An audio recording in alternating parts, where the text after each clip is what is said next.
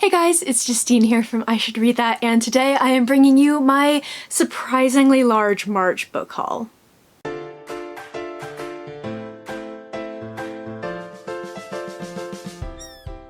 As we all know, March, weird time. Everything's shut. How did I manage to haul so many books? I don't know. I think that this says a lot about my book hauling abilities and perhaps desperation for books. I don't really know. I think that April is going to be a significantly smaller book haul.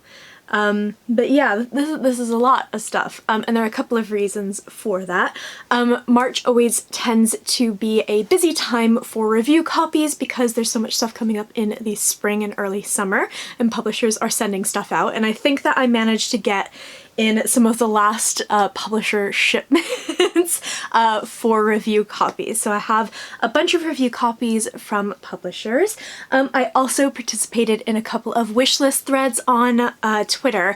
So basically, sort of like trying to cheer people up at the beginning of March. People were posting up threads of like, here's my wish list, post yours below and maybe someone will buy you something. And my like love language tends to be buying people gifts and buying people lunch, weirdly. So I bought a lot of stuff for other people and other people bought quite a lot of stuff for me. So I have shouted out people in my vlogs, so I'm just gonna run through them really quickly. And I also did manage to get my hands on some new books that I bought before all of this happened. So yeah, as per usual, there's a lot here, so I'm going to try to run through these as quickly as possible because I do tend to be long-winded and I can ramble quite a lot. So I'm not going to talk about these in any kind of depth, but where I have maybe a review or a reading vlog or something where I talk about these books, I will post it on the screen, and I will also put links to all of these books down in the description below so you can check them out yourself.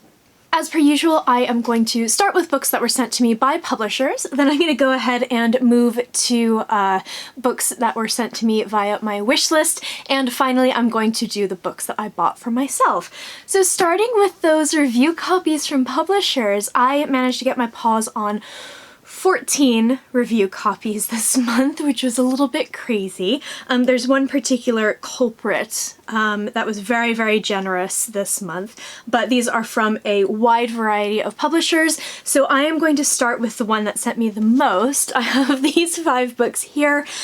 These are from Angry Robot Books, which is an independent publisher in London, and they do science fiction and fantasy books, and they reached out about a particular book, and they also attached their catalog and said, if there's anything you're interested in, let us know. A very, very kind thing for them to do, but also was like a kid in a candy store for me. So I did request a bunch of stuff. I've already read one of these books, which I'll talk about later. Yeah, these 5 all look amazing. And the one that I've read was indeed amazing, and I'm super, super pumped because these are ones I've heard lots about from other people. So starting with the one that they initially reached out about, this is 16th Watch by Mike Cole. If you have seen my wrap-up video for this month, I read his second book in his Sacred Throne trilogy in March, which is his fantasy series. This is, I don't know if this is a standalone or the beginning of a new series, but this is science fiction, and it's basically Coast Guard in space, and it sounds super, super fun. This sounds right up my alley. I know that it follows a older female main character. I know there's some kind of disaster and they're trying to prevent the first lunar war. This sounds great. I'm super pumped for this. I'm definitely going to read this very, very soon, and it just came out in March. Another new release for them is Creeping Jenny by Jeff Noon. This is the 3rd book in this particular series of sort of sci-fi, twisty, thriller, mystery type books. And I haven't read the back yet because it is indeed the 3rd book, but these are apparently more like companion novels. The lady who I was speaking to said that she actually started with the 2nd one, and you can totally jump in anywhere. So I actually got the 2nd one from the library just before the whole lockdown happened. So I've got the 2nd and the 3rd. I'm planning on reading them both soon because they sound just fantastic. Next is the book that I read this month, so I will go ahead and link the wrap-up video up above. This is The Light Brigade by Cameron Hurley. This is a military sci-fi book that is everything I wanted Starship Troopers to be. It follows a character named Dietz as she is going from kind of the lowest of the low in the military and working her way up through her career, but also fighting in this war where something isn't right. She's got huge gaps in her memories. She's doing these drops into battle, and the drop that she thinks she's on is not the one that she ends up in, and it's really fascinating, really fun. I loved this book, so I would highly recommend it, and again, you can check out more in that video. Then we have The Traitor God by Karen Johnson. This is one I've had my eye on for a very long time, and I'm so happy to have my hands on this. This looks like very kind of like classic fantasy with demons and warriors, and it looks super fun. This looks like it's on Scribd, the audiobook, so I might be picking this one up very soon because I am blasting through audiobooks while I'm working from home. So hopefully you'll be able to hear more about this one from me soon.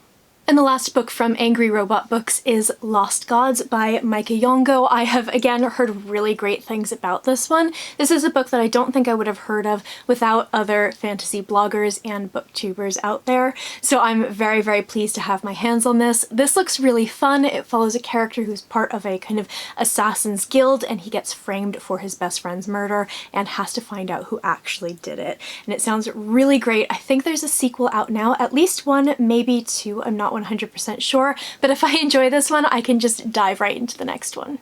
Next up, I have two books from Orbit Books. The first one is actually the second in a series. You'll see the first later on because they sent me this one and I realized that I didn't actually have the first, so I bought myself a copy of the first book. This is Ravencolor by David Dalglish.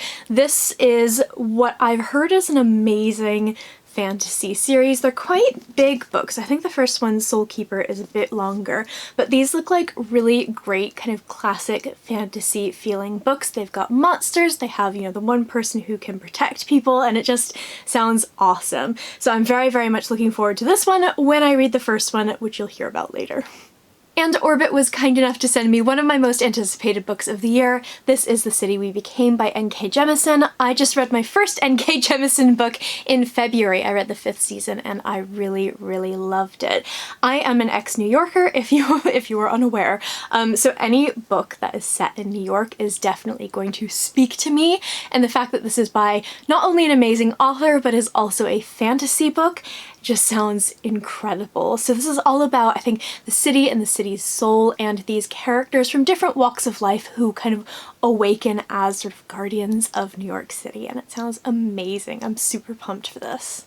Moving on to Tor books, I received a copy of Dussel by K.M. Spara in the month of March. This is unfortunately one that I decided to DNF, not because it was a bad book, it's a hard read. I talk about this in my wrap-up video quite extensively, and I talk about it a lot in reading vlogs. So if you'd like to hear more about this one from me, you can check it out there. I would also highly recommend checking out some Goodreads reviews, because this one is real dark. There's loads of rape and degradation and humiliation and just so much awfulness in this book, and it's about a character who basically sells himself as a sex slave to a trillionaire in this sort of near-future dystopia. So go ahead and check that out, see if you're interested. Some people love this book and it's not working for other people like me, so I think it's going to be one that really divides people. From Glance, I received The Rearranged Life of Una Lockhart by Margarita Montemor.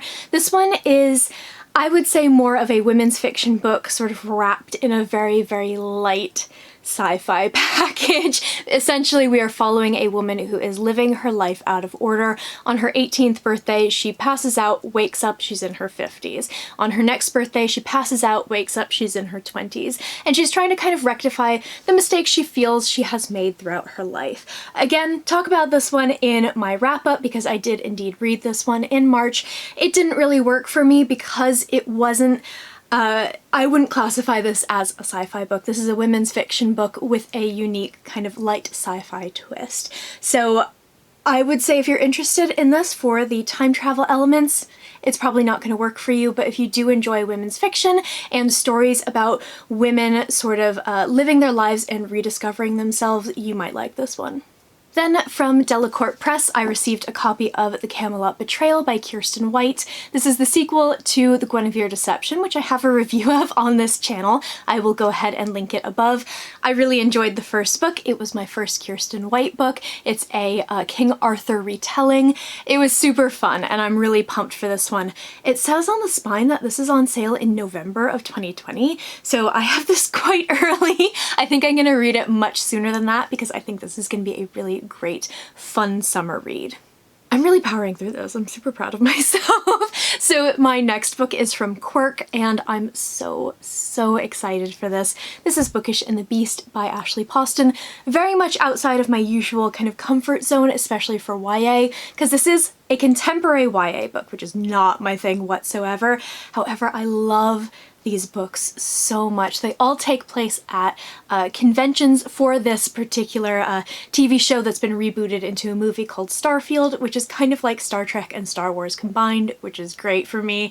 And it is, they're all fairy tale retellings. So the first one is Cinderella, the second is The Prince and the Pauper, and this is obviously Beauty and the Beast. I know that our hero is kind of the villain from the second book, and I'm so excited because I love him. There's a dog on the cover. This looks like it's going to be super fun, super sweet. It comes out in June, and I cannot wait to read it. The next book is one I'm really excited for. I have read one book by this author. I had no idea what the hell was going on, but I loved it. This is Phoenix Extravagant by Yoon Ha Lee. This comes out from Solaris Books in early June, and I'm really pumped for this. It sounds like it's going to be amazing. It follows a character who is an artist who paints kind of sigils for the government that animate their sort of automaton, I can never say that word, automaton soldiers. However, they find out the source of the magic in the pigments that they use, and they are completely horrified. So the thing that they decide they can do to fight back is to steal a dragon automaton. This sounds great. This sounds very kind of Pacific Rim, which I love. And I'm super pumped to see what Yoon Ha Lee comes up with next, because Nine Fox Gambit was an incredible book that I did not understand, but I loved every second of. So I am very curious about this one. I think it might take me a little bit longer to read, so I'll probably start it soon despite the fact that it comes out in June. From Titan Books coming out in May, I have The Deck of Omens by Christine Lynn Herman. I'm so excited for this book. It is the sequel to, what was the first one called? The Devouring Grey, which I loved, and I have a review for on this channel, which I'll link on the screen above. This is like the book haul of sequels, and I cannot wait to read this. It is YA contemporary, but it has fantasy elements to it, and sort of that kind of real world meets magic is something that's really working for my brain right now, and I'm very excited to read this. So in the first book we follow 4 characters, 2 boys and 2 girls, who live in this town in upstate New York, and the founders of this town are kind of revered, and they are the descendants of the founders. And there's lots of magic, there's lots of creepiness, and it's so good. It's like good witchy fun, but I don't think it's actually witchy. I would so highly recommend these books if you haven't picked them up yet, and this one I think is going to be amazing. And finally, I have From Hotter and Stoughton, Incendiary by Zoraya Cordova. This comes out in April, so I'm going to be reading this very soon, as you saw in my April TBR, and I don't know a huge amount about this one. I read some of Labyrinth Lost by her, and I didn't really love it, so I put it aside, unfortunately. But this one I'm very excited for, because while that one had a lot of that contemporary meets magic, but just didn't work for me for some reason, this is like pure fantasy, and it's based on Inquisition-era Spain. I think this is going to be really good. I'm very much looking forward to it, and I'm definitely going to read it this month because I have commitments to the publisher, so you'll be able to hear more about this in my April wrap-up. So next I have my wish list books, and I just want to say a quick shout out to everyone who participated in any of these kinds of threads, because it was so awesome to see people being so generous at the beginning of this pandemic when we were still allowed to like go outside and send Amazon packages and stuff. It was just a really lovely kind of heartwarming thing. So I believe I have thanked everyone previously, whether on Twitter or in vlogs, for these books. But just a really quick shout out again. I really, really appreciate it. It was a really awesome feeling. So the first book that I have from my wish list is The Glass Woman by Caroline Leah. This is one that I hadn't heard of before, but it came up in kind of the Amazon recommended books for some of the stuff that I have been reading lately. So this one looks amazing. It got a blurb from Laura Purcell, and I love Laura Purcell's books, so I think this is going to be one that I love. It's set in Iceland, and it follows a woman in 1686 who is betrothed to a man in a remote village. She arrives and she finds that he will not speak of his deceased first wife, and the villagers are very much treating her with suspicion. On top of all of that, everyone is speaking about the coming winter in hushed tones and their mysterious sounds in the attic. This sounds awesome. This sounds so right up my alley, and I'm very curious to hear if anyone has read this because I'd never heard of this before. Apparently my brand is now needs to read more N.K. Jemisin because I received copies of The 100,000 Kingdoms and The Killing Moon, which are the first books in her other two series, and I'm so pumped to read these. I just adored her 5th season book, and I need to finish that series up, and I cannot wait to move on to this. So I believe The 100,000 Kingdoms is a trilogy, and The Killing Moon is the start of a duology. I don't know what they're about, but they're N.K. Jemisin, so I'm gonna read them. Next up is The Cabin at the End of the World by Paul Tremblay. This looks amazing. This is a horror novel, and I have recently been trying to get more into horror books, as you may know, and this looks fantastic. I've heard really, really good things about this one. It's basically about a family, I think a young family, that go to stay in a cabin in, I think, New Hampshire, and things start to get a little bit weird, and 3 men arrive who are very menacing, and they say they have to save the world. This sounds awesome. I don't know anything about it. I don't want to know anything else about it. I'm going to go into this knowing as little as possible, and I think it's probably going to scare the crap out of me. The next book that I have is Autonomous by Annalee Newitz. This is their first book, and I have their second somewhere on the shelves behind me, and I've been wanting to read them for so long. I believe they're a really well-respected voice in the sci-fi and fantasy community, and this is their debut novel. So it basically follows a character named Jack, who is essentially a futuristic drug dealer, and when her drugs that she has been hacking and distributing start leading to overdoses, she has to go on the run, and she's being pursued by a man and his robotic partner who are part of the police trying to track her down. So this sounds super fun. I'm very much looking forward to it. I've heard some mixed things about this book, but I am still thinking that it might be one I really enjoy. Then I have Queenie by Candice Carty-Williams. This was a huge book last year, and I never managed to get my hands on it. I think I might have an ebook copy of it, but I never got a physical copy. It's a contemporary kind of commercial fiction book, and it follows this young woman named Queenie in London, and it's all about sort of race and family and love and life, and it just looks amazing. I've heard nothing but good things about this book, and I was actually at a blogger event sometime in 2018, I think at the end of 2018, and she came in and she talked about this book before it was published. So this has been on my radar for an absolute age. I think it's going to be a really great thing to break up all of the sci-fi and fantasy that I have. Next up, I have Hold Back the Tide by Melinda Salisbury. She is the author of the Sin Eater's Daughter trilogy and the State of Sorrow duology, the first book of which I absolutely loved, and I have yet to finish that duology. Typical. But this is the start of, I believe, a new series for her. I don't think it's a standalone. But it's super vague on the back, so I have no idea what this is really about. But it does say, here are the rules for living with a murderer. I really enjoy her fantasy. She writes really smart characters, really fantastic world building, and I think that this is going to be an amazing book. Again, no clue what it's about, but I do trust her to write a thumping good read.